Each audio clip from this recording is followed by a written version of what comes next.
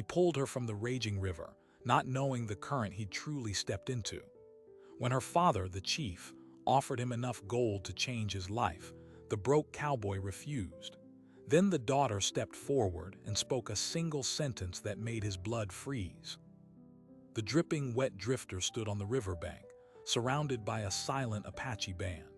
He had nothing to his name but a worn saddle and a code he wouldn't break. She had a future as her father's successor. This offer wasn't just unexpected, it was a dangerous crossing into forbidden territory, and his next move would either spark a war or write a legend. To understand the weight of that moment on the riverbank, you have to understand the man Sam Curtis was and the storm that brought him there. The spring of 1879 had been one of relentless rain in the Arizona territory. The desert, unused to such generosity, swelled. Dry washes became creeks, and the Salt River, which Sam was following south hopping to find work, became a roaring, coffee-brown monster. Sam was 28 years old and owned exactly 3 things of value: a bay mare named Bess, who was more partner than property, a Winchester rifle, and his father's silver pocket watch, which hadn't kept time in 5 years but was a reminder of a different life. He was what they called a drifter cowboy, moving from ranch to ranch, hearing on for roundups or fence mending, never staying long enough to put down roots or ask too many questions. His past was a closed book, and he preferred it that way. 3 days before the river, his last job had ended. A rancher named Henderson had accused him of looking too long at his daughter, and Sam had ridden out before the accusation could turn into a bullet. He was down to his last few dollars, his boots were wearing thin, and the only company he kept was the horizon. That's when he heard the first scream. It wasn't human. It was the scream of a horse in absolute terror. Then came the shouts. Sam urged Bess up a rocky rise, and the scene below made his stomach drop. The swollen river had torn a section of bank away. A small Apache hunting party, 5 men and 2 women, were on the unstable ground. One of their ponies, spooked by the crumbling earth, had bolted straight into the fierce current, dragging its young rider, a woman, with it. The men on the bank were shouting, pointing, but the river was moving too fast. They couldn't reach her. Sam saw the woman's head bob above the churning water, then disappear under a log. His body moved before his mind could calculate the risk. This wasn't his people. This wasn't his fight. In that territory, crossing paths with an Apache band could be a death sentence for a lone cowboy. But watching a person drown when you could act, that was a different kind of death sentence for the soul. He spurred Bess down the slope, not toward the Apache men but parallel to the river, his eyes locked on that flash of dark hair in the brown water. He was calculating the current's speed, looking for a bend, a sandbar, anything. He found it 200 yards downstream, a tangled mass of deadwood caught on a rocky outcrop, creating a partial dam. If she was swept into that. Sam didn't stop. He rode Bess straight into the shallows, the cold water shocking both of them. He tied his lariat to the saddle horn in one fluid motion, looped the other end around his chest, and dove. The cold was a physical blow. The current tried to slam him into the debris. He fought, muscles burning, eyes stinging, until he saw her. She wasn't struggling anymore. She was limp, caught by her dress on a submerged branch. He got an arm around her, used his knife to cut the fabric free, and pulled the lariat loop tight around them both. He gave the line 3 sharp tugs, the signal. On the bank, Bess, trained for this, dug in and began to back up slowly, steadily. It was like being hauled backward through a hurricane. Rocks scraped his skin. He held the woman's head above water as best he could. When his feet finally found muddy purchase, he stumbled onto the bank, collapsing with her beside the trembling Bess. He started pumping the water from her lungs, a desperate, rhythmic push on her back. After what felt like an eternity, she coughed, a violent, wrenching sound, and river water spilled onto the sand. Her eyes flew open, wild with panic, then focused on his face, a stranger's face, a white man's face. Before either could speak, they were surrounded. The Apache hunting party had arrived. They were not pointing weapons, but their postures were rigid, their faces unreadable. The oldest among them, a man with a face like weathered leather and eyes that held a quiet, formidable authority, knelt beside the woman. He spoke to her softly in their language. She responded weakly, her gaze flicking back to Sam. The old man looked at Sam, then at the raging river, then back at Sam. He nodded once, a sharp, acknowledging dip of his chin. Sam was led, not with force but with a clear expectation, back to their camp in a sheltered canyon. He was given a blanket, a place by a small fire. The woman, he learned, was named Lena. The old man was her father, Kaya, a sub-chief of a local band. Sam's horse was cared for. No one spoke to him, but he felt the weight of their stares. He'd entered a world whose rules he didn't know. That evening, as the sky turned purple, Kaya approached him formally. Through a warrior who spoke broken Spanish, Kaya made the offer. For saving his daughter's life, he would give Sam gold. Not a few coins, but a small, heavy deerskin pouch that, when opened, revealed raw nuggets and dust. It was more money than Sam would see in 10 years of cowboying. It was a new life, a stake, land of his own. Every fiber of his worn-out, broke existence screamed to take it. But Sam looked at Kaya, then at the camp, at the people watching. He saw their pride. He knew in his bones that accepting payment for a life would turn a moment of humanity into a transaction. It would place him forever beneath them, a hired hand who did the right thing for a price. He was broke, but he wasn't bankrupt. He shook his head. "No payment," he said slowly, meeting Kaya's gaze. "Anyone would have done it." A ripple went through the onlookers. The warrior translating hesitated, unsure he'd heard correctly.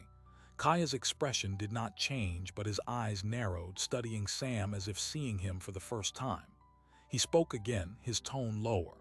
The warrior translated. "He says, the debt of a life is a heavy debt. It must be balanced. You refuse gold. What then do you ask for?" Sam was tired, cold, and out of his depth. "I ask for nothing. The dead is gone. She lives. That's enough." Silence settled over the camp, thick and uncomfortable. It was then that Lena stepped forward. She had changed into a dry, fringed dress, her long black hair loose.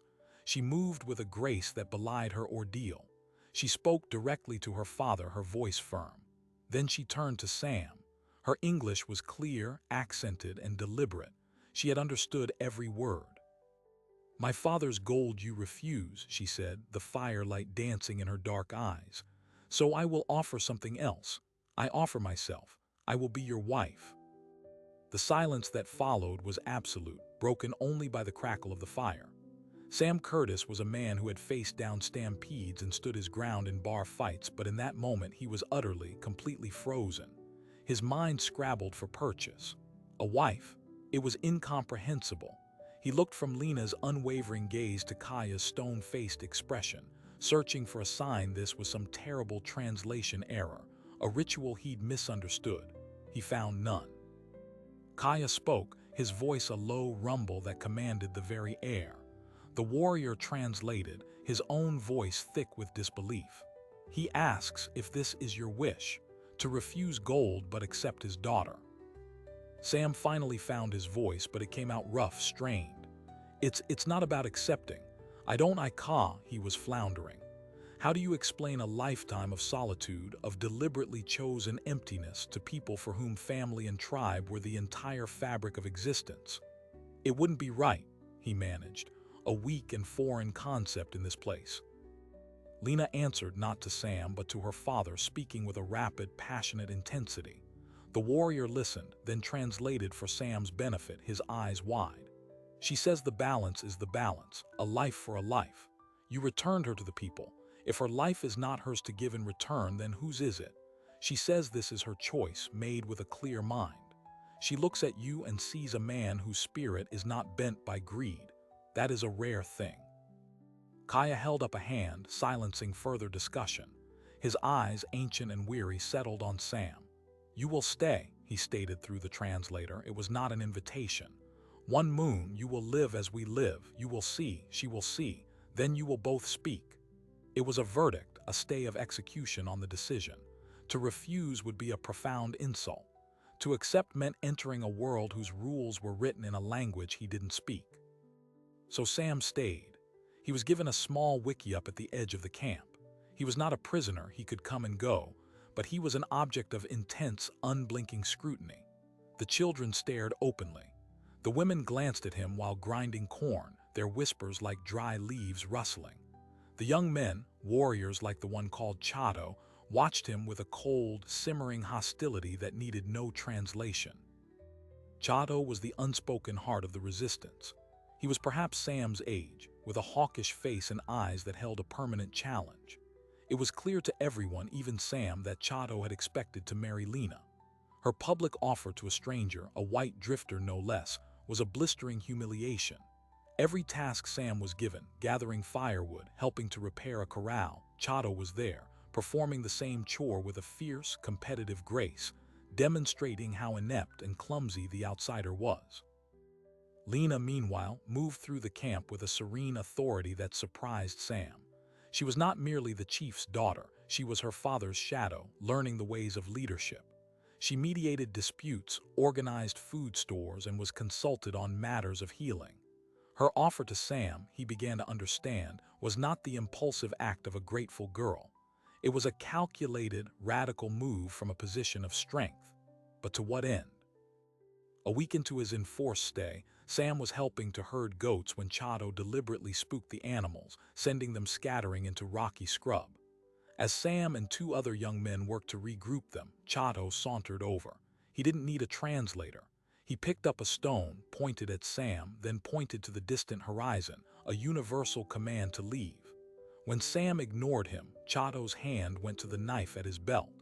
The tension snapped taut. It was broken by a sharp word from the edge of the clearing. Lena stood there, her expression furious.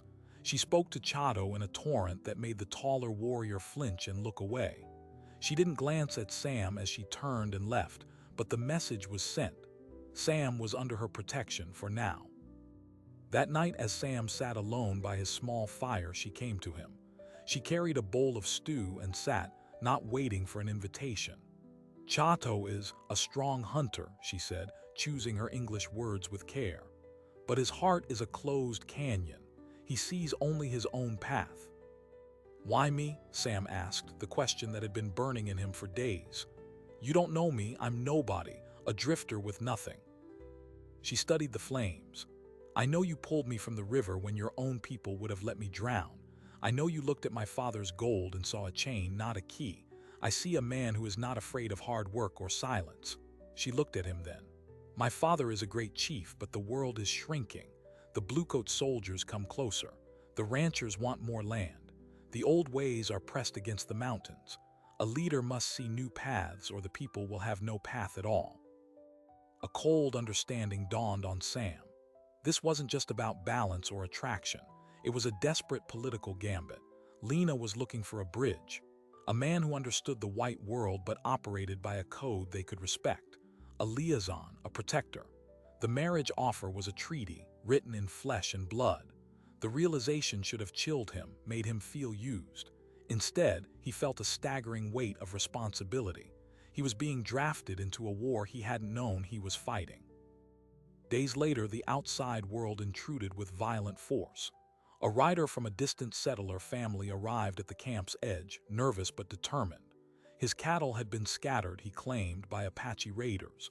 He demanded restitution. Kaya listened patiently, then through the translating warrior, denied any involvement. His people had been here in this canyon. The tension was palpable. The settler, frustrated and scared, made a fatal mistake. He pointed a trembling finger at Sam. "And what's he doing here? You consorting with renegades now, Curtis." Sam was caught in a vice. Anything he said would be wrong. Defend the tribe and he'd be marked as a squaw man, an outcast from his own world. Side with the settler and he'd betray the fragile trust he was living on. He chose a third path. He stepped forward, his voice calm. "I've been here 2 weeks. I've seen no raiding party leave. The tracks you saw could be from last month's storm or from Comanchero traders. You're looking in the wrong place." It was a neutral fact, but his presence made it a profound intervention. The settler glared, muttered about Injun lovers, and rode off. When Sam turned back, he saw Kaya watching him, a new, appraising glint in his eye. He had not taken a side, but he had spoken a truth that defended the tribe's peace. For the first time, he had been useful. This small victory made Chato's hatred burn hotter. The confrontation came at the river, the very place it had begun. Sam was washing, alone for a rare moment. Chato and two of his friends appeared, blocking his way back to the bank. No words were exchanged. Chato simply attacked, a furious, silent onslaught meant not to kill, but to maim, to humiliate, to drive him out. Sam, though outnumbered, had spent his life in brawls.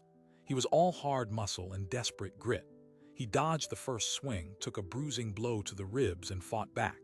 It was ugly and brutal, a rolling struggle in the mud and shallows. Sam got the better of it, pinning Chato with a knee to his chest, his own fist bloodied and raised. He could see the utter, venomous shame in the warrior's eyes. To be beaten by this outsider, it was a wound that would never heal. Sam did not strike. He slowly released him, stood up, and stepped back, breathing heavily. The message was clear. I could have, but I did not.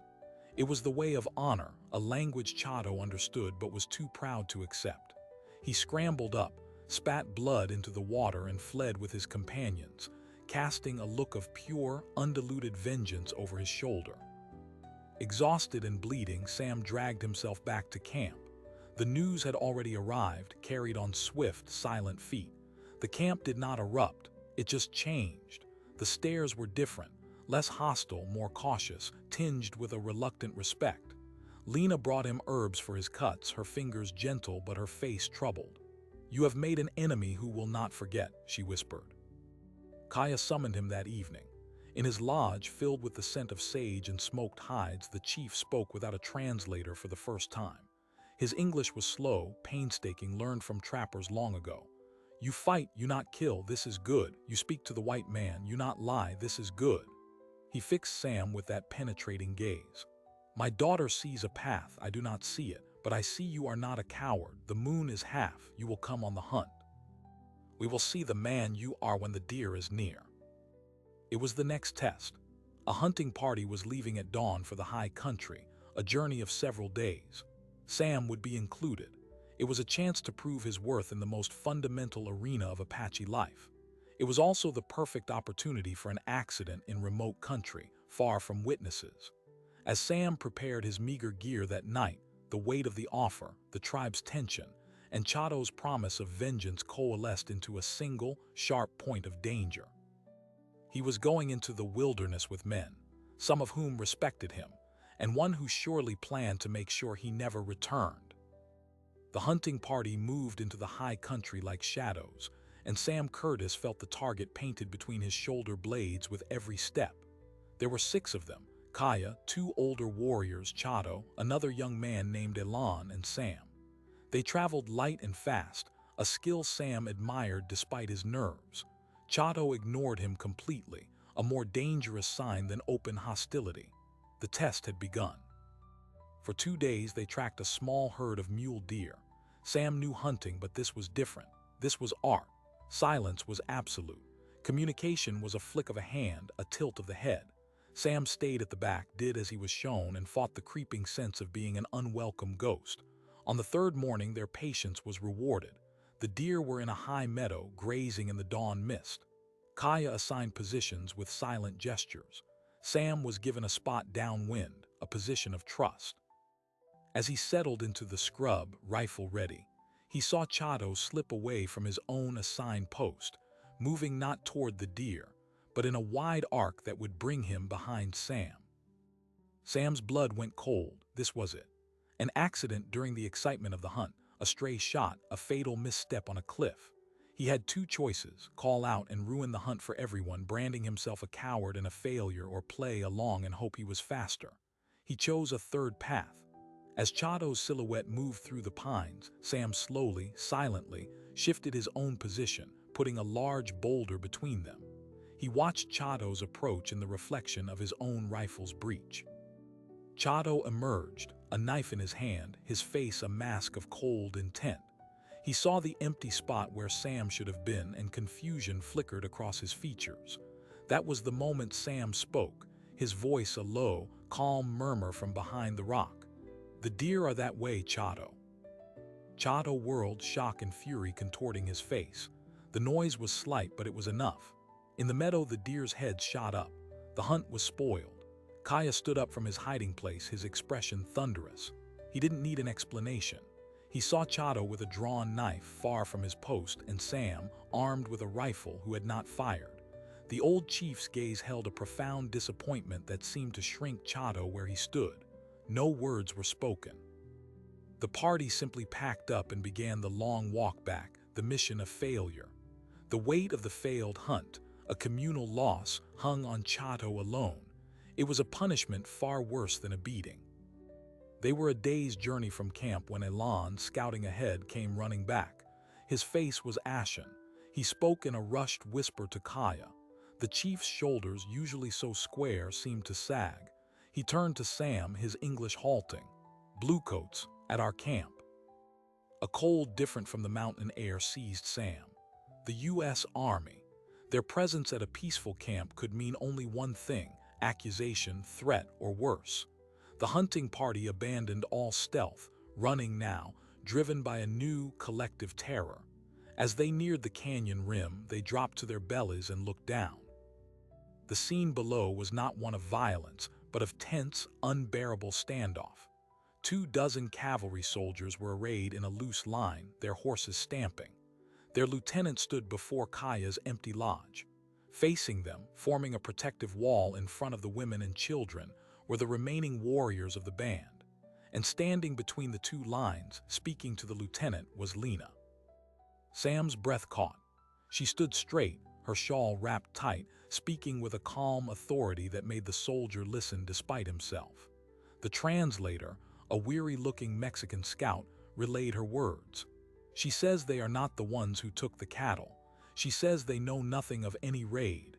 She asks why the army comes to a peaceful camp when the real thieves ride elsewhere." The lieutenant, a young man with a tight jaw, was unmoved. "We have tracks leading this way. We will search the camp. If the cattle are here, there will be consequences." He made a gesture, and soldiers began to dismount. This was the trigger. Apache warriors tightened their grip on spears and rifles. A single spark would ignite a massacre. Sam saw it unfold with horrific clarity. The soldiers would find nothing, but the insult of the search would demand a response. Blood would be shed. The camp would be scattered or destroyed. Lena's bridge would be burned before it was even built. Kaya made to rise to go to his people, but Sam put a hand on his arm. "Wait," he said. He looked the chief in the eye. "Let me go. I can speak their language." It was the last card he had to play. He was a white man. He wore cowboy clothes. He could walk into that space without immediately drawing a gun. Kaya searched his face for a long moment, then gave a single, grave nod. Sam stood up and walked down the slope, not running, not hiding, making sure the soldiers saw him approach from the wilderness, not the camp. All eyes turned to him. The confusion of the soldiers, the shock of the Apache, the blazing hope in Lena's eyes. The lieutenant's hand went to his pistol. "Halt there. Identify yourself." Sam kept his hands visible. "Sam Curtis. I've been hunting with these men for the past 4 days. We just returned." The lieutenant scoffed. "Hunting with them? You're a squaw man then." "I'm a man who knows tracks," Sam said, his voice steady, louder now so the Apache could hear the translator's version. "The raid you're talking about happened 2 days ago, south of here. Your scout is reading sign wrong. The tracks you followed here are from their hunting party leaving, days before the raid. You're in the wrong canyon." He was bluffing. He had no idea where the raid happened, but he knew the fundamental truth: the army was wrong. He poured every ounce of his cowboy credibility into the lie. "You search this camp, you'll find deer meat and drying berries. You won't find a single head of branded cattle. And while you're tearing apart a peaceful camp, the real raiders, probably Comancheros or renegades from another band, are getting further away with your settlers' herd."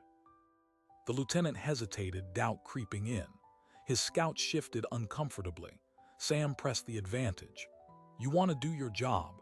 The trail you want is a day's hard ride south-southeast toward the Bitter Springs.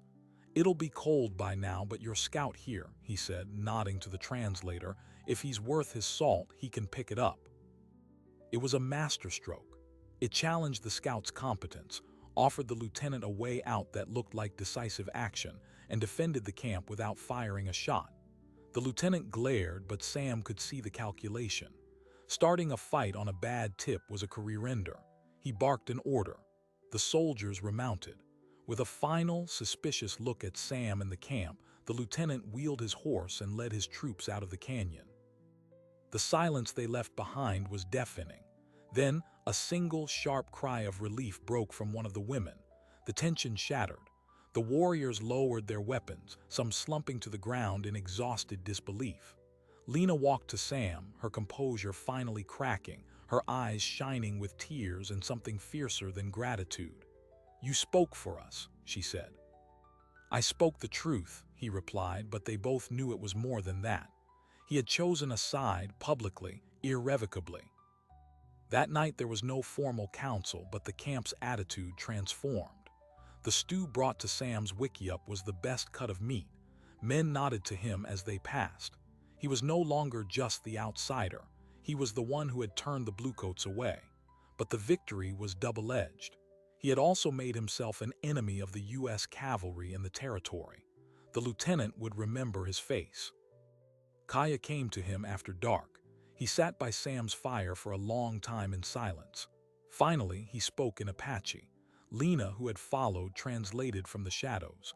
"My father says you have the heart of a warrior but the mind of a diplomat.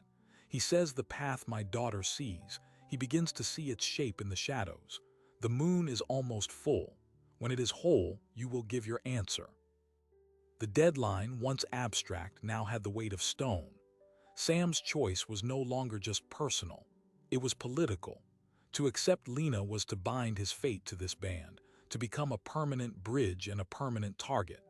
To refuse now, after all that had happened, would be a rejection not just of her, but of the people who had, in their own way, begun to accept him.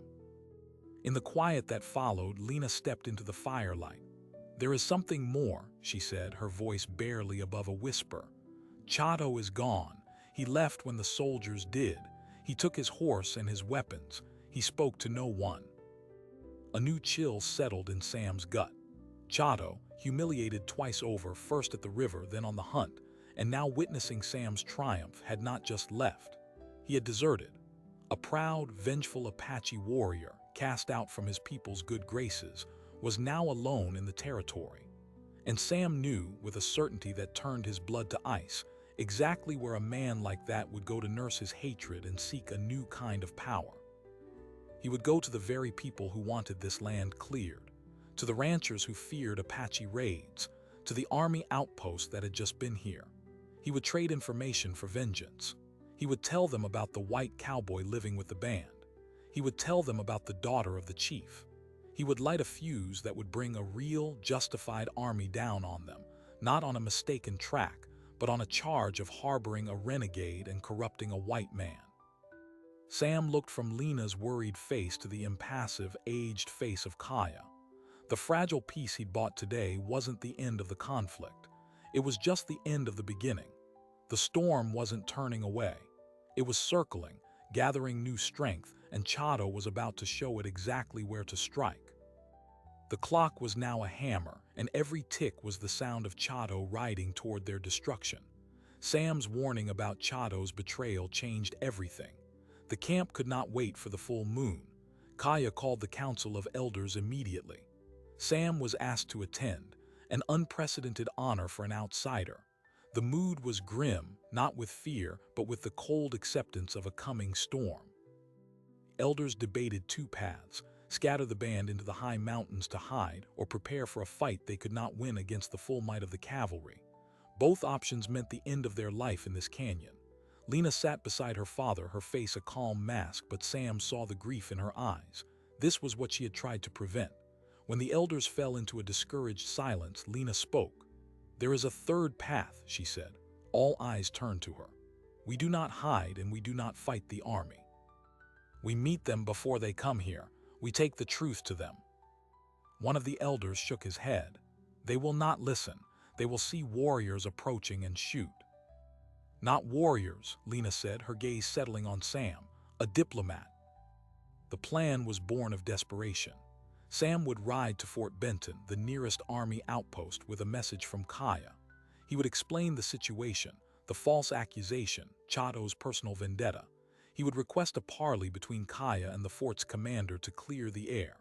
It was a long shot, betting everything on the chance that a military commander would prefer a peaceful talk to a costly campaign. Sam would go alone, as a white man carrying a message, not as a representative of the tribe. It was the only thread of hope. As Sam prepared to leave at first light, Lena came to him. She handed him a small, beaded medicine pouch. "For safe journey," she said. Then she looked at him and the formal mask fell away. "When you stood before the bluecoats for us, that was your answer, wasn't it? Even if you did not say the words."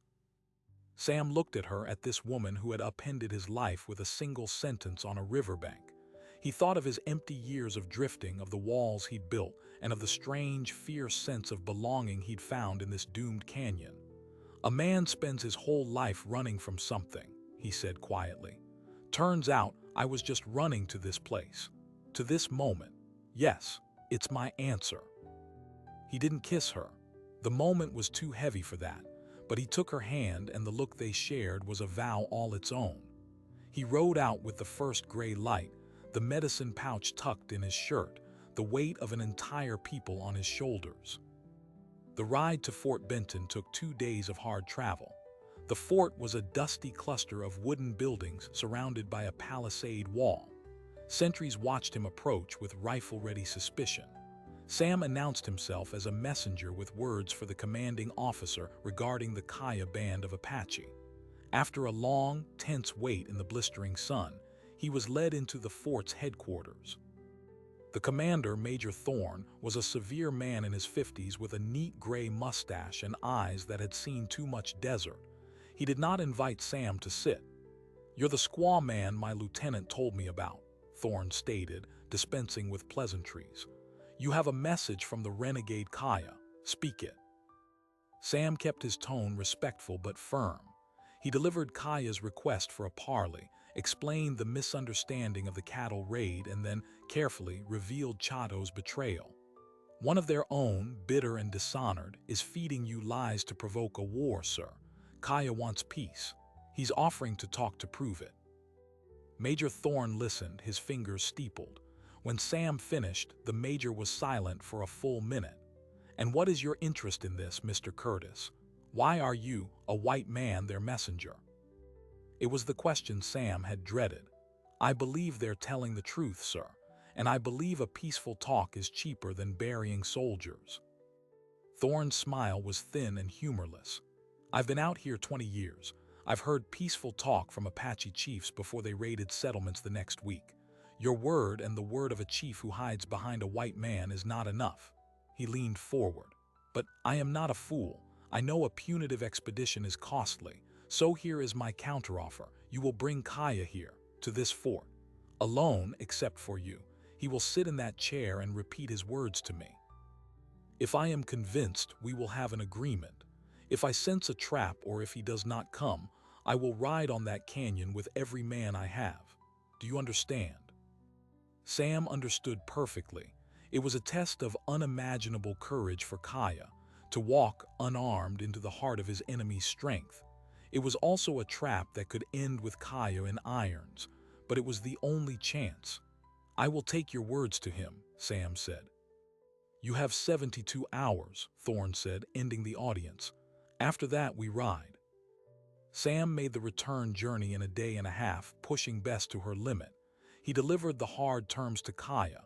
The elders were furious. It was a suicide mission, a blatant trick. But Kaya, after a night of silence and smoking, agreed. "A chief must be brave for his people," he said. "I will go." The journey to the fort with Kaya was the longest of Sam's life. They rode side by side, the old chief in his finest buckskin, his face painted for a council of war, not surrender. They were admitted to the fort under the hard stares of dozens of soldiers. The meeting in Major Thorne's office was tense. Kaya spoke through an official army translator. He was dignified, direct, and honest. He denied the raids, exposed Chato's motives, and offered a treaty of peace, promising to keep his band in their recognized territory. Major Thorne was stern, questioning, skeptical, but as the talk went on, Sam saw something shift. Thorne was a soldier, but he was also a man who could recognize integrity when he saw it. The interview lasted an hour. Finally, Thorne sat back. "I will not sign a treaty on your word alone," he said, "but I will give you a chance to prove it. You will have the summer. If there is not a single raid attributed to your band by harvest time, we will talk again. If there is, you will not like the consequence." It was not victory, but it was a stay of execution, a chance. As they left the fort, Sam felt a wave of exhausted relief. They had done it. They rode back to the canyon, where the news was met with quiet celebration. The immediate threat had been diverted. That evening, under the full moon that was to have been his deadline, Sam stood before Kaya and Lena. The entire band gathered. He spoke the words he should have said weeks before. "I am a man with little to offer. No land, no gold, no family. All I have is my word, my hands to work, and my heart. But if you will have me, I wish to stay. I wish to marry Lena with your blessing and live my life here with the people." Kaya looked at his daughter, then at Sam. He asked Lena a single question in Apache. She answered Ayuanianishni, which Sam would later learn meant, "I love him." Kaya stood, placed a hand on Sam's shoulder, and said in English, "You are welcome. The bridge is built." The wedding was a blend of traditions held at the river where it all began. But peace, as they would learn, is not a destination but a daily practice. Chato was still out there. Suspicious settlers still watched. The army's probation hung over them. Sam and Lena's marriage was the anchor. He worked the land, learned the language, and became a true member of the band. Lena continued her path as a future leader, her wisdom deepened by their union. The final confrontation with Chato came not with armies, but on a lonely trail 6 months later. Sam was checking traplines when he found Chato, emaciated and fevered, lying beside a dead fire. The renegade had found no honor with the whites, only use and then dismissal. He was dying not from a bullet, but from bitterness and neglect. Sam could have left him. No one would have known. Instead, he carried Chato back to camp. Lena, true to her healer's spirit, nursed him. He did not thank them. But the night before he slipped away, he looked at Sam and said, "You were the stronger heart." It was the closest to an apology he could give. The band survived the summer without incident. True to his word, Major Thorne met with Kaya again that fall. The agreement they reached was fragile, but it held. Sam and Lena's ranch, a small spread at the edge of the Apache lands, became a known point of contact, a place of trade and sometimes tense negotiation. Years later, an army surveyor passing through would write in his journal of a curious sight: a mixed-race family living on a prosperous little ranch. A white man who spoke fluent Apache, a striking Apache woman who commanded clear respect, and their children playing in the yard. He noted they seemed to be a living truce, a small pocket of an unlikely peace. He didn't know their story, how it began with a river, a refusal, and an offer that changed the course of many lives. He just saw the result, a bridge that held. Sam Curtis and Lena's story faded from history books, but its echo remains in the very land they loved. Their ranch stood for decades, not as a fortress, but as a homestead, a living proof that the deepest frontiers aren't mountains or rivers, but the spaces between human hearts. In an era written in blood and conflict, they authored a different text, one paragraph at a time, with simple acts of courage, integrity, and stubborn compassion. The bridge they built was walked by others. Their children, who spoke both languages and understood both worlds, became interpreters in a literal and figurative sense.